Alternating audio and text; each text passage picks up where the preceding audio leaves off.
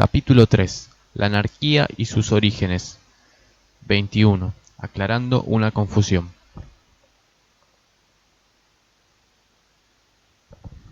Parecerá que después de haber hablado de los reformadores o transformadores de la sociedad, bajo el triple carácter religioso, legalitario y económico, la lista queda completa. Pero examinando a fondo los proyectos propuestos, pronto se apercibe una laguna. Los reformadores religiosos consideran al individuo como instrumento de la divinidad, los legalitarios como función de la ley y los socialistas como máquina de producir y consumir. Ninguno le da valor personal por sí mismo, sino como responsable ante las abstracciones que cada uno sostiene, pretendiendo hacer de él el fin de sus designios. A llenar el vacío individual viene precisamente el anarquismo. Mucho se ha divagado sobre el valor y la significación del movimiento anarquista.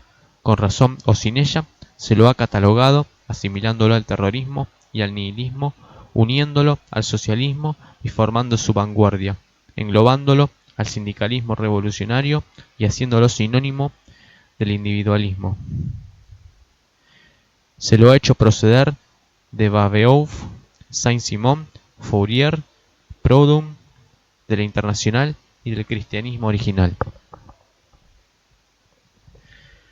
Vamos a intentar aclarar esta confusión deseada por algunos y explotada por otros. No pretendemos formular un dogma o proporcionar las bases de un código anarquista. Nuestro plan rechaza toda idea de exclusivismo, pues consiste en presentar opiniones, tesis y hacer conclusiones que se pueden verificar para ser admitidas o rechazadas.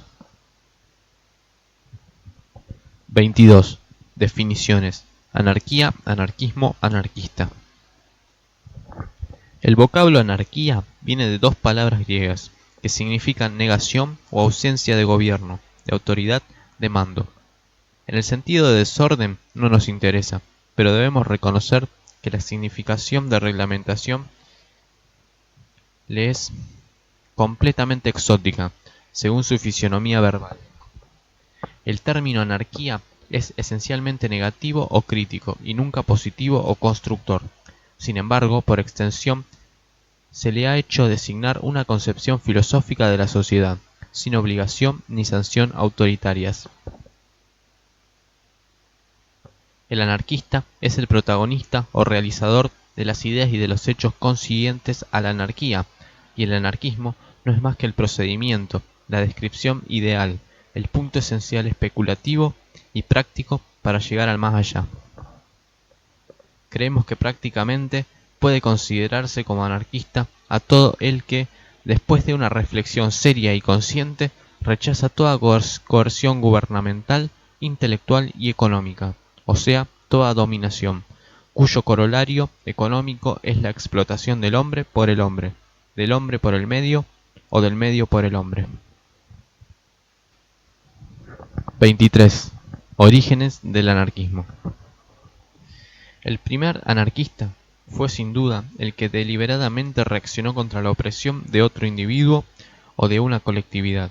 Por esto, es difícil definir el origen histórico del movimiento anarquista. La leyenda y la historia citan a Prometeo, Satán, Jesús, Epicteto, Diógenes, Robin Hood, considerados bajo diferentes aspectos como tipos anarquistas. Los principios filosóficos del anarquismo actual parecen remontarse al Renacimiento, o más exactamente a la Reforma, que abriendo los espíritus al libre examen en materia bíblica, traspasó el límite de sus iniciadores y condujo a la difusión de la crítica en todos los dominios intelectuales. Nació el libre examen, pero en lugar de desarrollarse hasta la crítica racional de las instituciones y de las convenciones humanas, quedó convertido en un medio político. No siguió el impulso de sus más decididos propagandistas y se retardó en la disección de las fábulas pueriles sobre las que los cristianos ortodoxos edificaban sus creencias. Llegó por fin el movimiento anarquista, completando y acabando la obra del libre pensamiento, sometiendo al análisis individual los reglamentos, las leves, los programas de la enseñanza, las condiciones económicas y las relaciones sociales de toda clase, alcanzando a ser definitivamente la oposición más peligrosa que han encontrado las tiranías gubernamentales.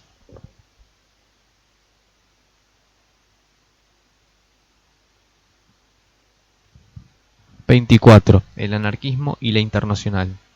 Inexactamente se pretende hacer depender la historia de la anarquía del movimiento obrero que, bajo el nombre de la Internacional, floreció hacia el fin del reinado de Napoleón III.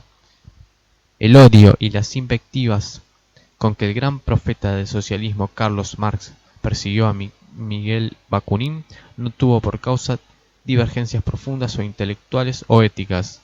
Bakunin y sus amigos fueron expulsados de la Internacional porque se mostraron federalistas, descentralizadores, insurreccionales, hostiles a la forma estadista o a la conquista parlamentaria a que se inclinaba la actividad socialista. Los amigos de Bakunin, los federalistas, se proclamaron abiertamente colectivistas, y algunos de ellos reprochan hoy al socialismo de haber acaparado este calificativo. Tradujeron y propagaron en los países mediterráneos la obra de Marx, El Capital. Ciertamente Bakunin fue un anarquizante, violento con frecuencia y profundo a veces, bastante más que muchos de sus continuadores. Pero si se estudia detenidamente el movimiento de la Federación Jurasiana, se encontrarán todas las reminiscencias del socialismo de antaño, creencias en la igualdad, en la fraternidad humana, ideas de solidaridad y amor universales, sociedad futura, revolución salvadora y transformadora, concepciones todas que el anarquismo somete al análisis individual, a pesar de que específicamente nada tienen de anarquistas. La verdad es que los federalistas de la Internacional se mostraron anarquizantes en cuanto a la concepción de la táctica y de la organización del movimiento socialista, y nada los diferenciaba de los socialistas revolucionarios de entonces. El anarquista y la sociedad. 25. Fuera de partido y antítesis viviente del socialismo, como esperamos irlo demostrando en el transcurso de estas páginas, los anarquistas se encuentran en completo desacuerdo con la sociedad actual. En todo momento y ocasión hacen valer su personalidad y no se dejan arrastrar por la necesidad, la envidia, el prurito de parecer que caracteriza a los hombres de nuestros días.